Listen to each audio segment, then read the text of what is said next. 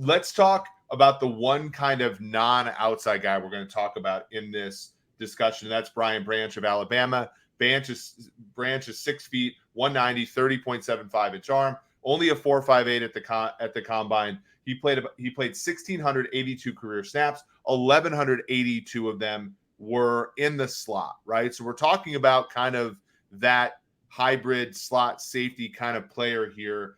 He had, 7 pressures and 44 pass rushes. He only missed 2.3% of his tackles. This is a very solid guy, but I don't think you can build a secondary around this guy.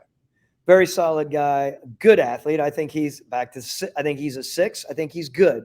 I think he has the ability. He is an inside guy. That is what I feel like. He doesn't have the sort of outside ability. We wouldn't slash him as an inside / outside. He's an inside guy. He's got a really good awareness. Of course, he comes from Nick Sabanville, right? I mean, he's coming from a guy who's drilling into his players and expecting big things out of the awareness. Everything to do with when you look at him, to me, he just oozes inside Alabama guy, right? Makes plays on balls, aggressive. They're going to send him to the quarterback as well. They're going to have him covering underneath where he'll make plays on balls. He's got very good ball skills as far as, I don't know how many, you read the interceptions. What did you say on the interceptions? He had 4 interceptions in his career, 15 pass breakups. So he's got his hands on some passes for sure. Got his hands on passes. Again, 4.58 didn't run, as well as you'd like. Sometimes when people, you guys don't want to hear this, when NFL people out there like a guy, there's a time when we might have said this before, and I want to make sure that the people know here.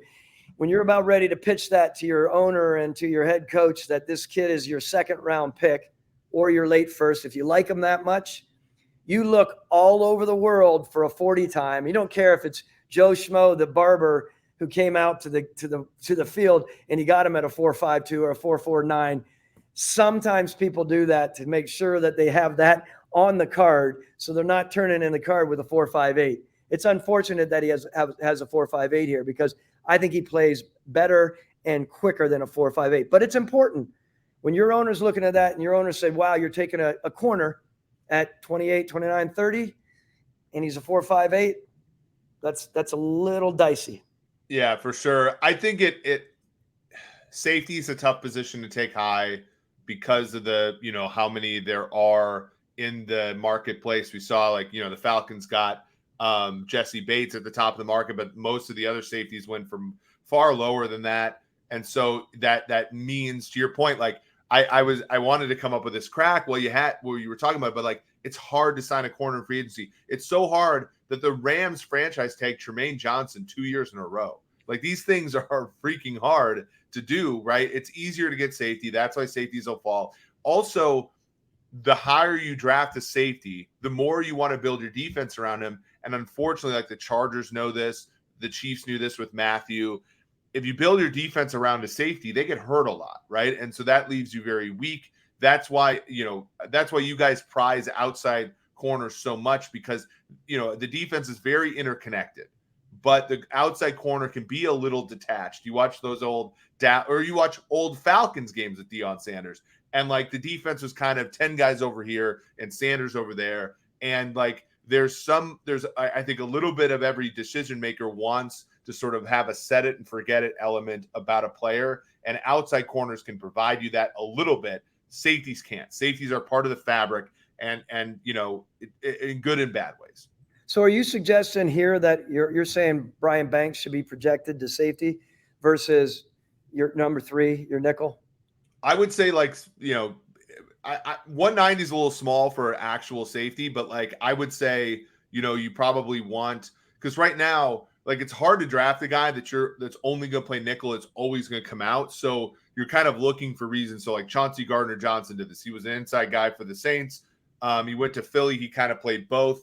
That would be where I would see, that would be his secondary position has to be safety, in my opinion, as opposed to outside corner or something like that. Yeah, no question. I think he's a number 3 coming into the league. I think he's going to be a good number 3 because of everything he's done. And look, I've been in the situation before where we drafted actually someone from Alabama, and you could probably look up where he was. But I mean, we drafted a corner that we thought was going to be really good for us because he made a lot of plays in that same sort of defense for Alabama. And my mind is so not there right now. If you look up some of our corners, we again, as you're looking at it, we were so gung-ho. He's a coach now somewhere in the league, and I really liked him. Really, really smart. Made a lot of plays like Brian Branch did. And it was one of those situations for us where we just never got out. It was a 3rd-round pick, I believe, for us. And you're not pulling it up. What era of Falcons football was that? Like your first half or second half? Probably during Smitty time. Yeah, it was during the first 3 or 4 years, I believe. If you just hit all, I know he might not come out there. But my point is, Alabama trains them very well inside.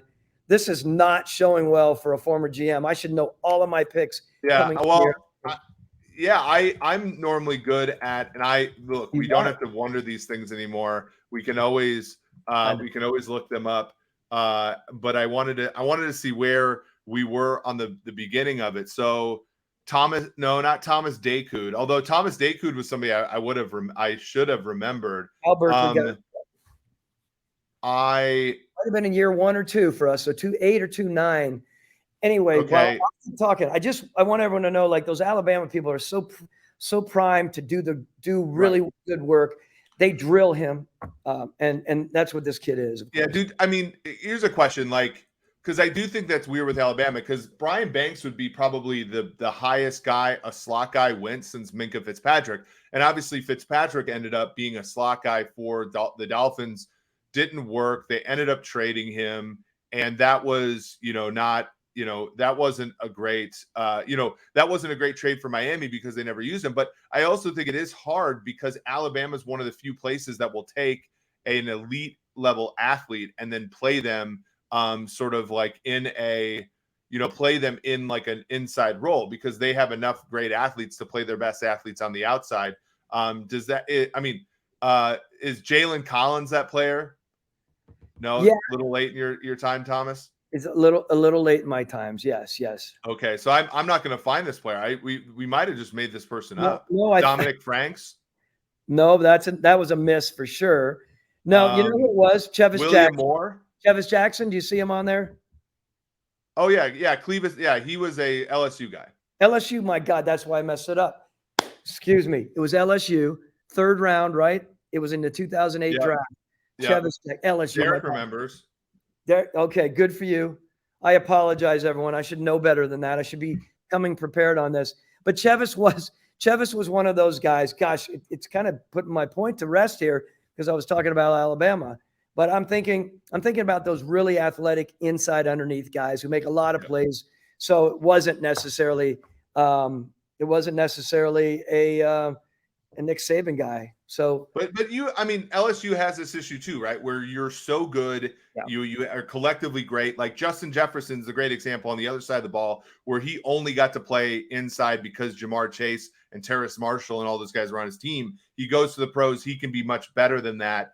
I do think that's an interesting question for Alabama players. Are you only playing a non-premium position at Alabama because you're the 4th best player in the secondary? If you're the 4th best player in La Tech secondary, you're probably not very good. If you're the 4th best player in Alabama secondary, you might be able to do more. And we just don't know because you're playing with other NFL players. It's a really good question. And that is why, by the way, scouts are so important, because mathematically it's going to be hard to code that into your algorithms. Whereas obviously a scout can sort of tell you that.